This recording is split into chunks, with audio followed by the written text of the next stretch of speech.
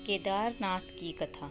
12 ज्योतिर्लिंगों में सर्वोच्च केदारनाथ धाम की अनोखी कहानी है। भगवान शिव का ये भव्य मंदिर मंदाकिनी नदी के घाट पर स्थित है। यहाँ स्थापित शिवलिंग स्वयंभू है, जिस वजह से इस स्थान का महत्व और अधिक बढ़ जाता है। शास्त्रों में बताया गया है कि केदारनाथ धाम में सबसे पहले मंदिर का निर्माण पांचों पांडवों ने किया था, लेकिन वह समय के साथ विलुप्त हो गया। फिर आदि गुरु शंकराचार्य जी ने इस मंदिर का पुनः निर्माण किया था।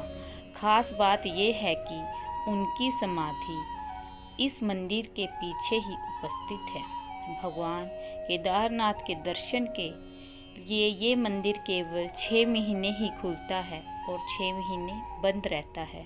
ये मंदिर बैसाखी के बाद खोला जाता है और दिवाली के बाद पड़वा को बंद किया जाता है। जब 6 महीने का समय होता है तो मंदिर के पुजारी इस मंदिर में एक दीपक जलाते हैं, जो कि अगले 6 महीने तक जलता रहता है।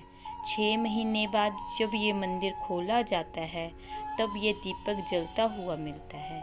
ऐसी मान्यता है कि द्वापर काल में जब पांडवों ने महाभारत का युद्ध जीत लिया था, तब उन्हें इस बात की ग्लानि हो रही थी।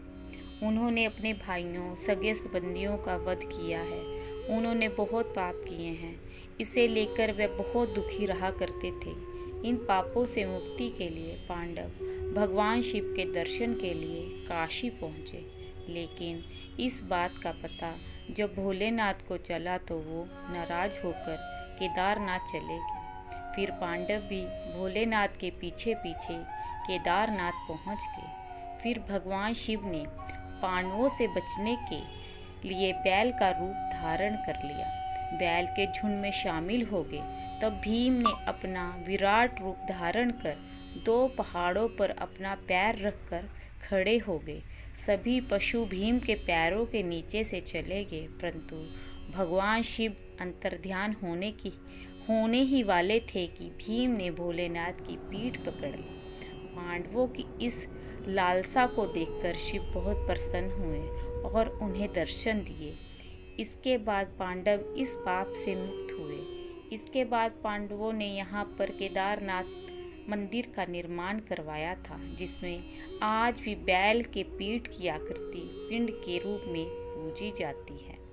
जिस स्थान पर पांडव शंकर जी से मिले थे, उस स्थान को गुप्त काशी के रूप में जाना जाता है।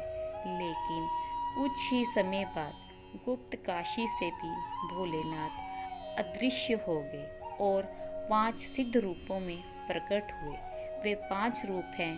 केदारनाथ में उनके कूले हैं, रुद्रनाथ में उनका मुख मौजूद है, तुंगनाथ में हाथ हैं और मध्य महेश्वर में उनका पेट मौजूद है। महादेव की जटाएं कल्पेश्वर में मौजूद हैं। इन 5 सिद्ध स्थानों को पंच केदार के नाम से भी जाना जाता है। एक सच्चे भक्त की कहानी की वजह से केदारनाथ को जागृत महादेव भी बुलाया जाता है। अगर आप भी जागृत महादेव के बारे में जानना चाहते हैं तो मेरी वीडियो का पार्ट 2 ज़रूर देखें। अगर मेरी वीडियो अच्छी लगी हो तो मेरे चैनल को सब्सक्राइब करना मत भूलें। हर हर महादेव।